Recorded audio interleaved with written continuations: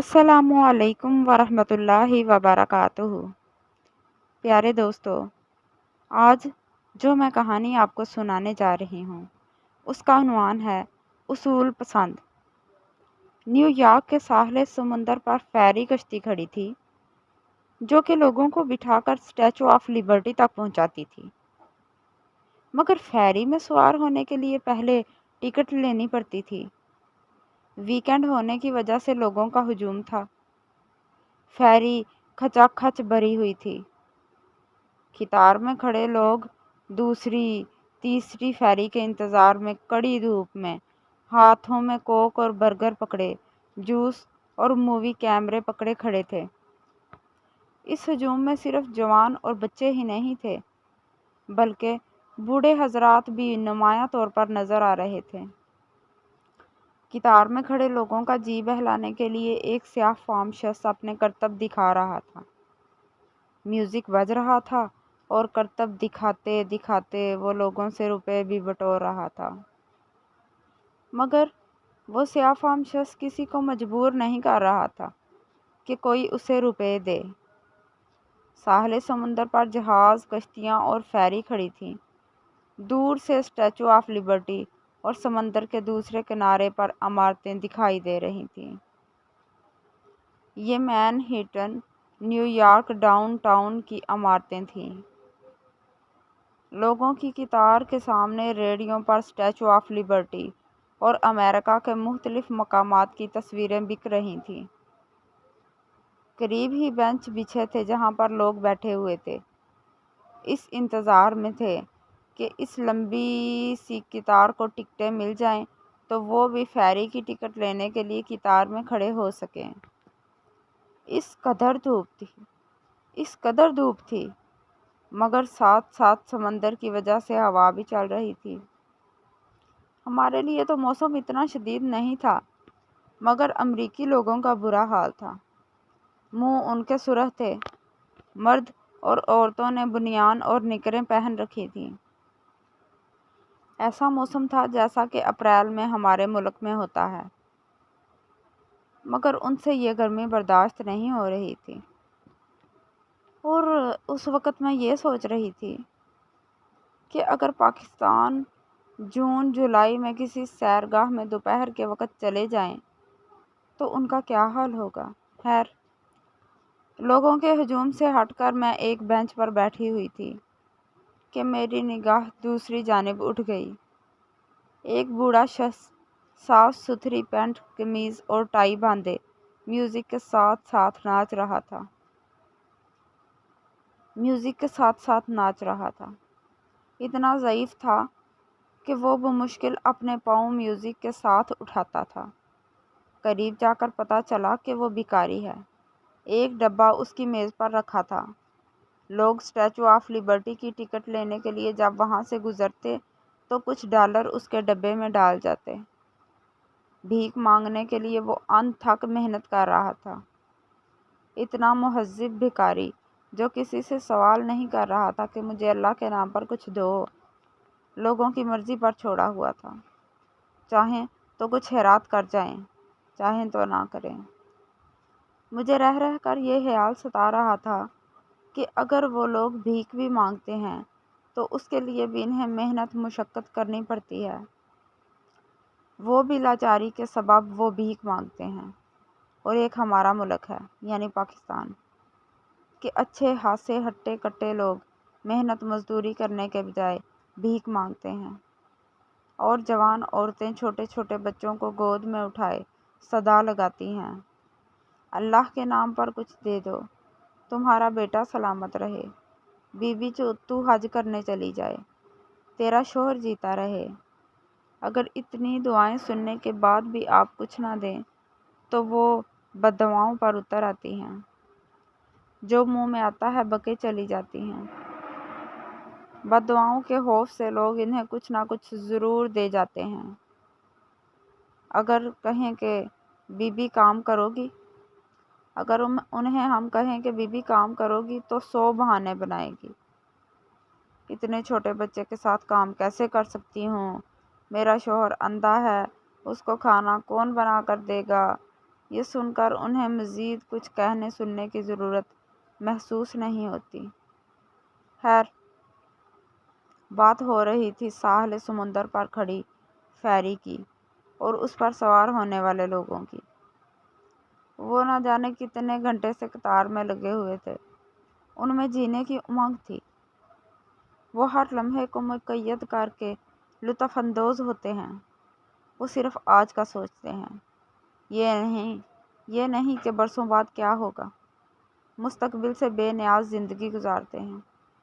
میں یہی سوچتے ہوئے وہاں سے چلی آئی کہ جو اچھے اصول انہوں نے زندگی میں اپنا لیے ہیں، ہمیں بھی وہ سیکھ کر اختیار کر لینے چاہیے، تاکہ ہمارا معاشرہ بھی بہتری اور ترقی کی طرف گامزن ہو سکے۔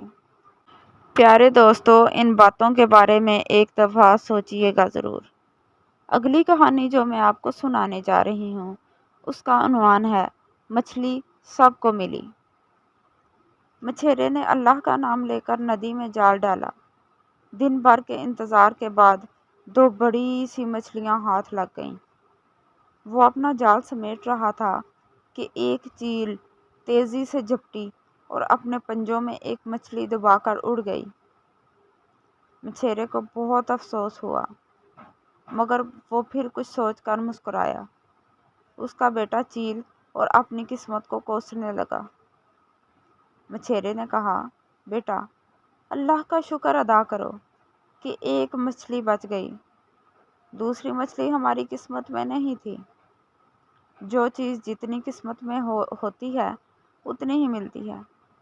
قسمت کو کوسنا ناشکروں کا کام ہے۔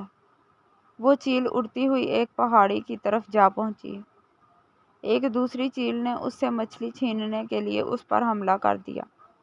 دونوں چیلوں میں چھینا جھپٹی ہونے لگی اور مچھلی چیل کے پنجوں سے پھسل کر پہاڑی پر رہنے والے ایک درویش کی جھونپڑی کے سامنے گر پڑی۔ درویش نے مچھلی کو اٹھایا اور آسمان کی طرف دیکھ کر کہا، اے اللہ، آپ نے میری دعا قبول کر لی۔ میں نے مچھلی ہی تو مانگی تھی، مگر آپ کو تو معلوم ہے کہ میرے پاس مچھلی پکانے کے لیے نہ تو تیل ہے اور نہ مسالے۔ مجھے تو پکی پکائی مچھلی چاہیے۔ میں یہ مچھلی نہیں کھا سکتا۔ اسے واپس منگوا لیجیے اور مجھے پکی ہوئی مچھلی بھجوائیے۔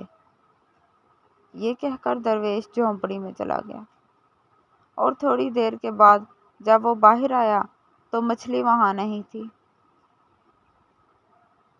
اسے ایک چیل نے اٹھا لیا تھا اور وہ دوسری چیلوں سے بچتی ہوئی، جو اس سے مچھلی چھیننے کے لیے اس کا پیچھا کر رہی تھی، پہاڑی کے نیچے کی طرف اڑ رہی تھی۔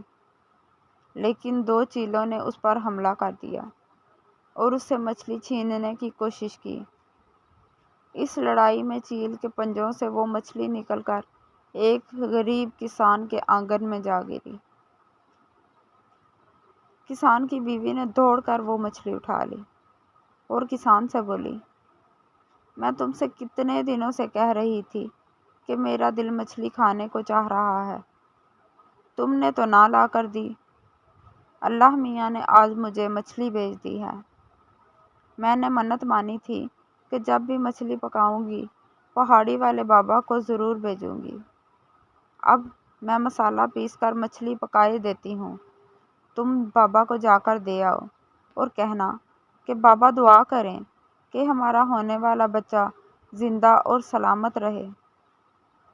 کسان کی بیوی نے مچھلی پکائی کہ اتنے میں کسان کا دوست مچھیرا بھی وہاں آ گیا۔ کسان نے اپنے دوست سے کہا، تم اچھے وقت پر آ گئے، آج مچھلی پکی ہے، کھانا کھا کر جانا۔ مچھیرے نے تعجب سے پوچھا، مگر تم کو مچھلی کہاں سے مل گئی؟ وہ تو میں ہی تم کو لا کر دیتا ہوں۔ بس یوں سمجھ لو اللہ میاں نے آسمان سے ٹپکا دی ہمارے آنگن میں۔ کسان نے سارا ماجرا سنایا کہ کس طرح چیل وہ مچھلی وہاں گرا گئی۔ مچھیرا یہ سن کر مسکرایا، مگر بولا کچھ بھی نہیں۔ جب کسان پہاڑی بابا کو مچھلی دینے گیا تو مچھیرا بھی اس کے ساتھ گیا۔ کسان نے پکی ہوئی مچھلی کا پیالہ پیش کیا اور دعا کی درخواست کی۔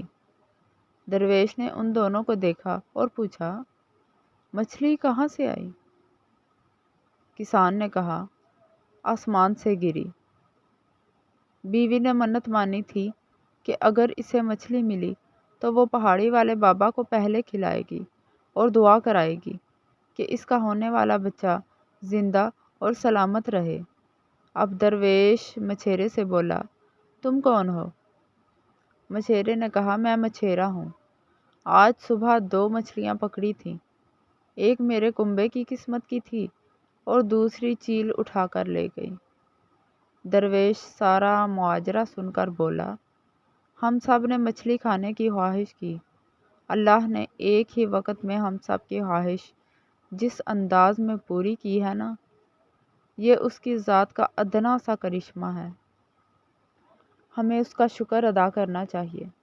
بے شک ہمیں اس کا شکر ادا کرنا چاہیے۔ یہ ایک دوسری کہانی ہے۔ کہتے ہیں ایک بار ایک شکاری جنگل سے ایک تیتر پکڑ کر لاتا ہے اور اسے اپنے گھر میں ایک الگ پنجرہ میں رکھتا ہے اور خوب کاجو، کشمش، بادام کھلاتا ہے۔ جب تیتر بڑا ہو جاتا ہے تو اسے پنجرے کے ساتھ ہی جنگل لے جاتا ہے، وہاں جال بچھاتا ہے اور تیتر کو وہیں پنجرے میں رکھ کر خود جھاڑی کے پیچھے چھپ جاتا ہے اور تیتر سے بولتا ہے کہ بول بیٹا بول۔ تیتر اپنے مالک کی آواز سن کر زور زور سے چلاتا ہے۔ اس کی آواز سن کر جنگل کے سارے تیتر یہ سوچ کر کہ یہ اپنے قوم کا ہے، ضرور کسی پریشانی میں ہے، چلو مدد کرتے ہیں، یہ سوچ کر کھینچے چلے آتے ہیں اور شکاری کے بچھائے ہوئے جال میں پھنس جاتے ہیں۔ شکاری مسکراتے ہوئے آتا ہے اور پالتو تیتر کو الگ اور سارے تیتروں کو الگ جھولے میں ڈال کر گھر لاتا ہے۔ پھر اپنے پالتو تیتر کے سامنے پکڑے گئے سب تیتروں کو ایک ایک کر کے کاٹتا ہے، مگر پالتو تیتر اف تک نہیں کرتا۔ اسے اپنے حصہ کی خوراک کاجو، کشمش، بادام جو مل رہا تھا۔ کم و بیش یہی حالت آج کے مسلمانوں کی بھی ہو گئی ہے۔ شکاری نے ایسے نہ جانے کتنے تیتر پال رکھے ہیں جن کی وجہ سے قوم دشمن کے جال میں پھنستی جا رہی ہے، اور یہ کٹتا ہوا دیکھتے ہیں مگر اف تک نہیں کرتے کیونکہ ان کو ان کے حصہ کی خوراک مل جاتی ہے۔ استغفر اللہ۔ اگلی کہانی کا عنوان ہے رشتوں کے زخم۔ یہ سب کہانیاں سچی ہیں دوستو۔ شادی کی تقریب میں ایک پرانی جاننے والی خاتون ملی، اس سے الیک سلیک ہوئی اور میں اس کے قریب ہی بیٹھ گئی۔ وہ مجھے دیکھ کر بے حد محظوظ ہو رہی تھی اور کہہ رہی تھی، کافی عرصے سے میں آپ کے پاس ملنے کے لیے آنا چاہتی تھی۔ میں نے پوچھا، کیوں، خیریت ہے؟ اس نے کہا، اللہ کے فضل سے بالکل خیریت ہے۔ دراصل آپ تو جانتی ہیں کہ بیوگی میں عورت کی زندگی کیا ہوتی ہے۔ 15 سالوں سے دنیا کے رنگ دیکھ رہی ہوں۔ میں نے کہا، 15 سالوں سے دنیا کے رنگ دیکھ رہی ہوں، ماشاءاللہ بچے اب بڑے ہو گئے ہیں، روپے پیسے کی کمی نہیں ہے۔ بچے بہت چھوٹے تھے اور میں بھی جوان تھی۔ آپ یقین جانیں، جس پر مصیبت ٹوٹتی ہے وہی جانتا ہے۔ میرے ماشاءاللہ 3 بھائی، 1 بہن اور بیوہ ماں ہے۔ ماں کی دلجوئی مجھے حوصلہ دیتی ہے، مگر اتنے نزدیکی رشتے دار ہیں اور ذرا بھر بھی پرواہ نہیں کرتے کہ یہ بیوہ ہو گئی ہے، بے آسرا ہے، اس کی مدد ہی کر دیں۔ خامد گھر کی چھت ہوتا ہے، اور اگر گھر سے چھت گر جائے تو جان لیں ایک عورت کا کیا حال ہوتا ہے۔ ہمارا معاشرہ صرف چڑھتے سورج کی پوجا کرتا ہے۔ میں نے بچوں کی خاطر دوسری شادی نہیں کی، ایک لحاظ سے اچھا ہی کیا ہے، ورنہ آج میرے بچے ماشاءاللہ پڑھ لکھ کر اچھے عہدوں پر فائز نہ ہوتے۔ ایک بیٹا ہے اور ایک بیٹی، اب ان کی شادیوں کا وقت آن پہنچا ہے۔ جب میں بہت پریشان تھی اور چاہتی تھی کہ میرے بہن بھائی میری مدد کریں، مگر مدد تو ایک طرف، وہ کبھی کبھی غیروں کی طرح ملتے تھے۔ آج بچے بڑے ہو گئے ہیں تو میرا بیٹا سب کام بخوبی سنبھال رہا، تو وہ گاہے بگاہے حال چال پوچھ لیتے ہیں۔ آپ کے پاس گھر ہو اور آسائشیں بھی ہوں تو میں کہوں گی وہ آسائشیں آپ کے دکھوں کو کم نہیں کر سکتی۔ دکھ انسان کو خود ہی جھیلنے پڑتے ہیں۔ میں نے اس کی گفتگو سنی تو جواب دیا، خدا کا شکر کریں ساری آسائشیں موجود تھیں۔ اگر آپ کے پاس زندگی گزارنے کا کوئی ذریعہ نہ ہوتا تو آپ اندازہ نہیں کر سکتی کتنی مشکلات کا سامنا کرتی۔ ابھی تو سب کچھ موجود ہے آپ کے پاس، تو آپ کے چھوٹے موٹے کام بہن بھائی نہیں کرتے۔ اگر آپ کے پاس روزی کا ذریعہ نہ ہوتا تو میں اس وقت سے کہہ سکتی ہوں اس دور میں کوئی بھی آپ کی مدد نہ کرتا۔ کسی نے آپ کی مالی مدد نہیں کرنی تھی۔ ابھی تو ان کو معلوم ہے کہ آپ کو کسی قسم کی کوئی ضرورت نہیں ہے اور وہ سلام دعا اچھے طریقے سے کر لیتے ہیں، ورنہ آپ کی زندگی اجیرن ہو جانی تھی۔ وہ دور اور تھا جب پڑوسی کو معلوم ہوتا تھا کہ ہمارا پڑوسی تکلیف میں ہے، اور پڑوسی ہونے کے ناطے وہ مدد بھی کرتا اور دلجوئی بھی۔ اسی طرح بہن بھائی ایک دوسرے کے دکھ سکھ میں شریک ہوتے تھے، مگر آج تو کایا ہی پلٹ گئی ہے۔ خونی رشتہ ہو یا غیر، کوئی نہیں پوچھتا۔ اس لیے توقع مت رکھیں، یہ دنیا ایسی ہی ہے۔ جہاں مطلب ہوتا ہے دنیا کھنچی ہوئی وہاں چلی آتی ہے، جہاں مطلب نہیں ہے چاہے آپ کا بہن بھائی ہی کیوں نہ ہو، وہاں جانے سے گریز کرتے ہیں۔ لیکن ایک بات ضرور کہوں گی، بے شک غرض کی دنیا ہے، مگر ابھی بھی ہمارے معاشرے میں لوگوں کے پاس اعلیٰ ظرف اور وفاداری ہے۔ کچھ لوگ صرف خلوص محبت اور اپنائیت سے ایک دوسرے کو ملتے ہیں۔ میری باتیں سن کر اس کی آنکھوں میں آنسو آ گئے۔ میں نہیں چاہتی تھی کہ وہ خوشی کے موقع پر روئے۔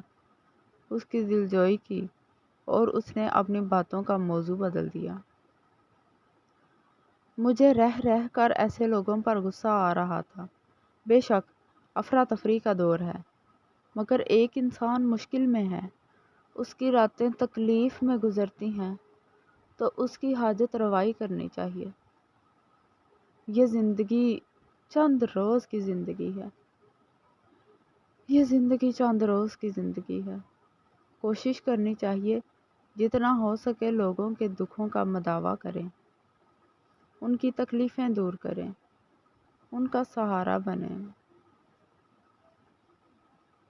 پیارے دوستو، اگلی کہانی جو میں آپ کو سنانے والی ہوں اس کا عنوان ہے سونے کا چمچ۔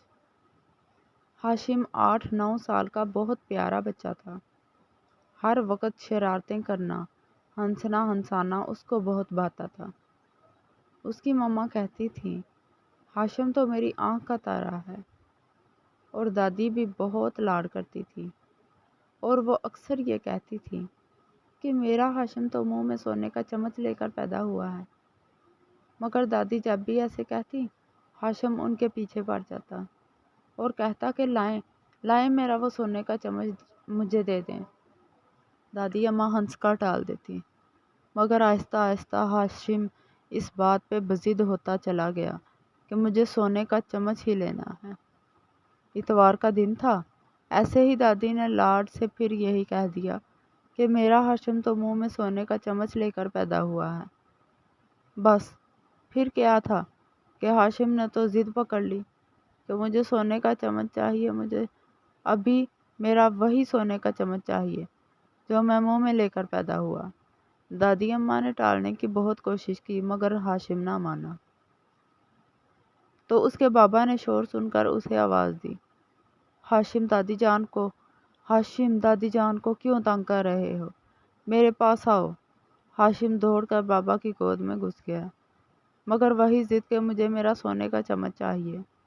اس کے بابا بولے ٹھیک ہے، آؤ میرے پاس بیٹھ کے بات کرتے ہیں۔ اس کے بابا نے ہاشم کو سامنے بٹھا لیا اور اس کے دونوں ہاتھ اپنے ہاتھوں میں لے کر بولے، میں تمہیں سونے کا چمچ لا دیتا ہوں، مگر تمہیں اس سے پہلے مجھ سے ایک وعدہ کرنا ہوگا۔ ہاشم بولا، جی بابا۔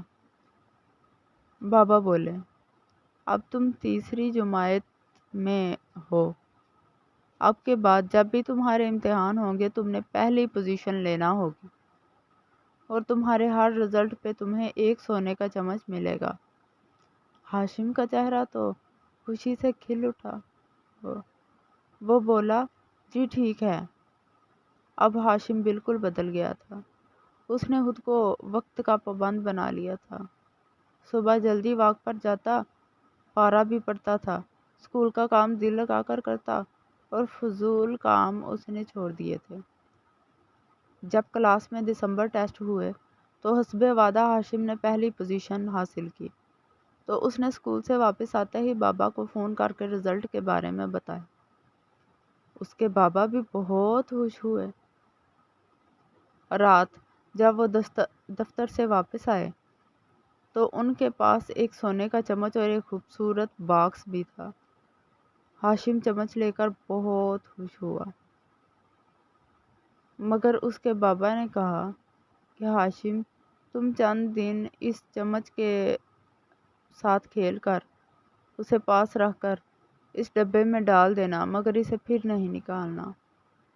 اگلے امتحان پہ اور سونے کا چمچ ملے گا، اور تم سارے سونے کے چمچ جمع کرتے جاؤ گے۔ ہاشم اتنے سارے سونے کے چمچ کے بارے میں سوچ کر ہی بہت خوش ہو رہا تھا۔